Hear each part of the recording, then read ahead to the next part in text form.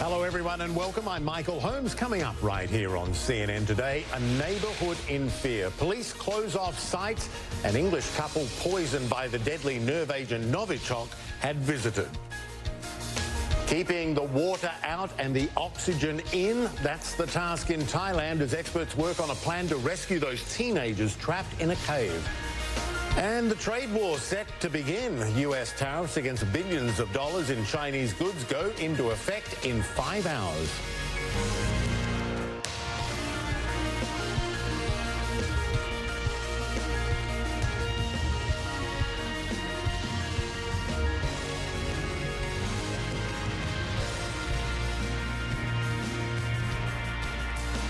Welcome everyone. British investigators expanding their search area for clues to another chemical poisoning. Detectives now say 2 people exposed to the dangerous nerve agent Novichok handled what they're describing as a contaminated item. Well, while this mystery unfolds, Britain and Russia pointing fingers at each other because of possible connection to an earlier attack on a former Russian spy. Erin McLaughlin has the very latest. Investigators are now closer to piecing together the mystery of the couple poisoned with a deadly nerve agent in the UK. Police now say the pair was exposed to a weapons-grade nerve agent after handling a contaminated item. It's still unclear where that item came from or even what it is. This as the investigation expands in the heart of Wiltshire. Thursday, the social housing unit where Dawn Sturgis lives was evacuated. She's fighting for her life alongside her boyfriend, Charlie Raleigh. Detectives are meticulously and systematically searching a number of sites in the hunt for the source of Novichok, a poison so potent, experts say even trace amounts can kill. 4 months ago, the same nerve agent was used to attack a former Russian spy and his daughter in what British officials believe was a Kremlin-backed plot to take out Sergei Skripal, a perceived traitor. Authorities say it's possible Sturgis and Rowley unwittingly came into contact with poison left over from the Skripal attack, though they did say Sturgis and Rowley did not visit locations previously decontaminated. It is completely unacceptable for our people to be either deliberate or accidental targets, or for our streets, our parks, our towns to be dumping grounds for poison. Now over 100 counter-terror officers are scouring the streets of Salisbury for clues. The park where the couple enjoyed summer drinks, the pharmacy where they bought their hair dye to cheer on England at the World Cup, the local church where Rowley enjoyed a community barbecue. All cordoned off, police officers standing guard. Here in Salisbury, there's a sense of unease, a concern that more people could get sick. It's quite scary. It's quite worrying as well. She's worried about the kids and everything, aren't you? Picking it's no something place up. for them to grow up with what's about. It's quite worrying. Even British authorities now acknowledge there are no safety guarantees. I can't sit here and guarantee you that you will be safe in Manchester 100% from terrorism, nor can I guarantee you in the West Country that you are going to be, at the moment, 100% safe from a further contamination if until we know the full details of what happened back in March. British officials allege that the Kremlin is the key to solving this mystery. They're urging Russian officials to come forward with what exactly happened to the Skripals here in Salisbury some 4 months ago. The Russian officials deny any involvement in both incidents. They're alleging that this is all some sort of British conspiracy. Michael. All right, our thanks there to Erin McLaughlin. Now, British leaders not mincing their words. They suspect there are Russian fingerprints all over this latest attack. Novichok, a potential chemical weapon, a potent, rather, chemical weapon developed by the Soviet Union during the Cold War. But the Kremlin is accusing the British of playing dirty political games. Frederick Bleiken with reaction from Moscow. Another 2 people in Britain poisoned by the military-grade nerve agent Novichok, and London demanding answers from Russia. It is the actions of the Russian government that continue to undermine our security and that of the international community. It is completely unacceptable for our people to be either deliberate or accidental targets, or for our streets, our parks, our towns to be dumping grounds for poison. Former Russian spy Sergei Skripal and his daughter barely survived poisoning by the nerve agent Novichok in Salisbury, England in March. The Brits blamed Russia. The U.S. and many other allies agreed and expelled dozens of Russian diplomats. The Kremlin still fuming, today rejecting the allegations again. Russia has categorically denied and continues to deny the very possibility of any Russian involvement. You also know that the UK side has not provided any convincing evidence to support the baseless accusations against Russia. Now, Moscow firing back at the British government, demanding to be part of the investigation. But the Brits say that won't happen. We urge Theresa May's government to stop playing games with chemical poisonous substances and stop creating obstacles for a joint investigation on what happened on the UK soil with the Russian citizens. And Russian state-controlled TV launching a media blitz, with guests claiming it's all a conspiracy against Russia, aimed at undermining improved relations with the White House ahead of the upcoming Trump-Putin summit. Russia's image on the international scene has significantly improved, thanks to the World Cup and because of the upcoming NATO summit. They had to do something, right? And the upcoming Trump and Putin meeting. This doesn't look like an accident, but is known behavior. With the preparations for the summit between President Trump and Vladimir Putin well underway, it's the latest incident that has critics warning of the dangers of trusting the Russian leader. Fred Pleitkin, CNN, Moscow. In southern Thailand, dozens of people missing near the resort island of Phuket after 2 tourist boats capsized. Rescue efforts underway to locate the missing passengers. One of the boats had about 90 Chinese tourists on board, but fewer than 50 of them have been rescued. Police say the second boat had 39 people on board. Not clear, actually, what happened to them. The area has been battered by thunderstorms, some waves taller than 3 meters. And heavy rain is forecast for Thailand this weekend. That is something that rescue crews must be thinking about constantly as they work on a plan to get those 12 boys and their football coach out of a flooded cave complex. Matt Rivers is live in Chiang Rai with the very latest. And fill us in on what you've been seeing, what the latest thinking is on the best way to get these lads out before those rains come.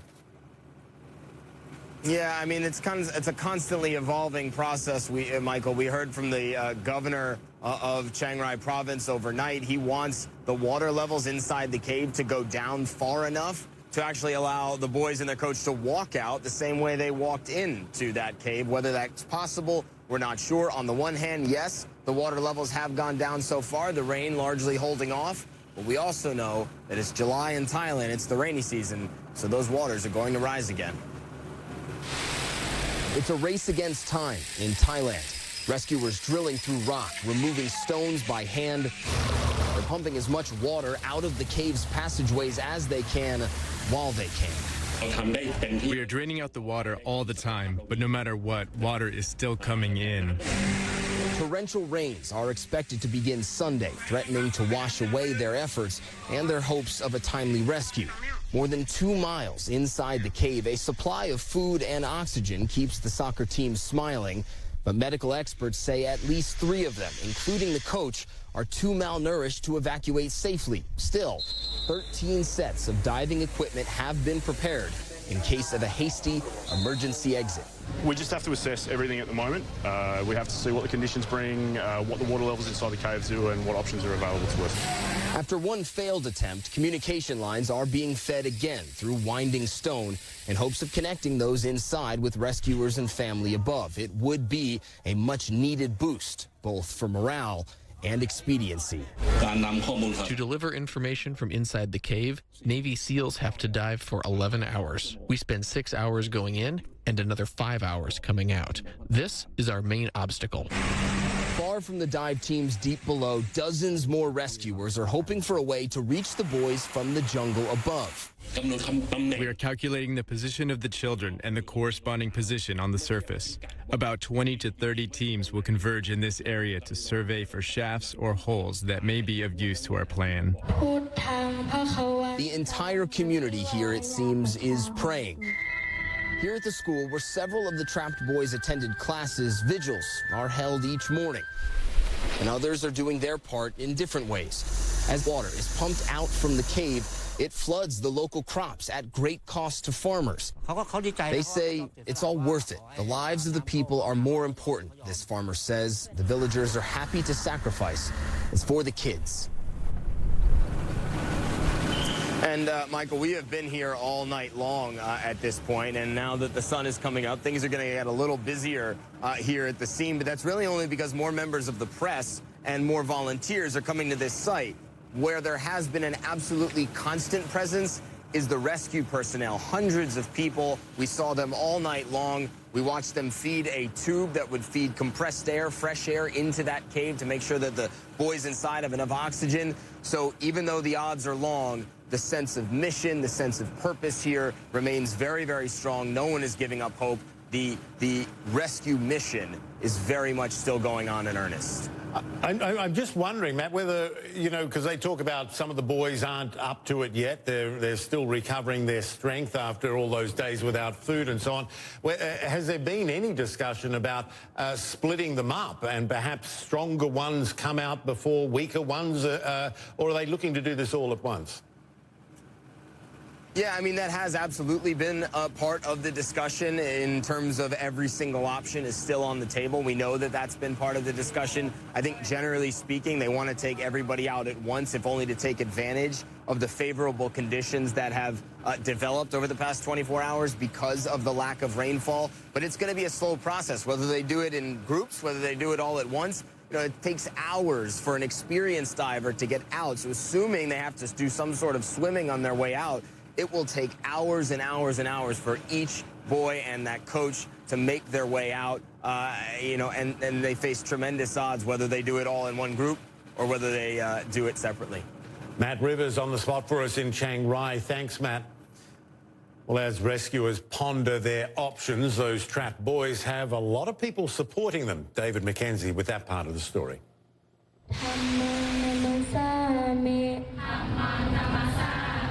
Ever since their classmates went missing in the cave, they've been praying for a miracle. For more than a week, the students and teachers at the school, like in the rest of the world, had been waiting anxiously, unsure if the boys were still alive. My students were sad. Some even cried when they heard the news. I told them to pray, which was the only thing they could do at that moment. They'll continue praying and hoping every day, he says, until the 12 players and coach are back above ground. At a makeshift vigil at another school, where one of the trapped boys is a student, they've posted photos and messages of support. Students have also filled a jar with 1,000 origami birds. I told my students to pray and also asked them to make birds because we think it means good luck. In a nearby village, the grandmother of one of the boys has been keeping her own vigil, supported by her friends. She says that every day at 8 a.m., she and her friends listen to the news for updates, share meals, and pray. I went every day to the temple to make merit. Every day I pray for them to be safe. News of the boys' discovery has lifted spirits of the community here, but they know it's not over yet. When I see my friend, I will hold his hand. When he is fully recovered, we will go play soccer again. Until then, they will pray each day for their friends, their sons and family to rise to the surface safely. David McKenzie, CNN, Chiang Rai, Thailand. And now to a political development in Washington, where just a couple of hours ago, the head of the U.S. Environmental Protection Agency resigned after dealing with months of ethics controversies. Our Caitlin Collins with more. Scott Pruitt, Administrator of the EPA. Embattled EPA Chief Scott Pruitt out tonight after months of mounting ethics scandals and questions about his behavior. President Trump announcing on Twitter, "I have accepted the resignation of Scott Pruitt as the administrator of the Environmental Protection Agency." Praising Pruitt's work rolling back Obama-era regulations at the EPA, but making no mention of the dozens of ethics questions facing him. Pruitt writing in a letter to the president, "Your confidence in me has blessed me personally," adding, The unrelenting attacks on me personally, my family, are unprecedented and have taken a sizable toll. Pruitt had been under a cloud of scandals for months now, constantly facing questions about his security detail, pricey first-class travel, and cozy relationships with lobbyists. Pruitt was back in the headlines just this week. A CNN report revealing he and his aides kept secret calendars to hide contentious meetings. An aide testifying before the House Oversight Committee that Pruitt asked her to find his wife a job with a salary over $200,000 at the Republican Governors Association. And CNN reporting that he directly asked Trump this spring to fire Attorney General Jeff Sessions and let him lead the Department of Justice instead. Before that, stories about his housing situation in Washington, his wife's desire for a Chick-fil-A franchise, and even a search for a used Trump hotel mattress stunned White House aides. Despite the bad optics, Trump never wavered. I'm not happy about certain things, but he's done a fantastic job running the EPA, which is very overriding, but I am not happy about it. On Wednesday, Pruitt appeared to be in good standing with the president, smiling and shaking hands at the White House's 4th of July picnic. Administrator Scott Pruitt. But in this administration, 24 hours can mean the difference between a job and a farewell. Went really well. Caitlin Collins reporting there for us from Washington. We're going to take a short break here on CNN Today, but we will be back. And when we are, the world's two top economies poised for a trade war set to break out in just a few hours from now. And the US president just confirmed that America is going to strike first. We'll have the details for you. Also, heavy weather threatening parts of Asia. Meteorologist Jennifer Gray is going to be along for a closer look.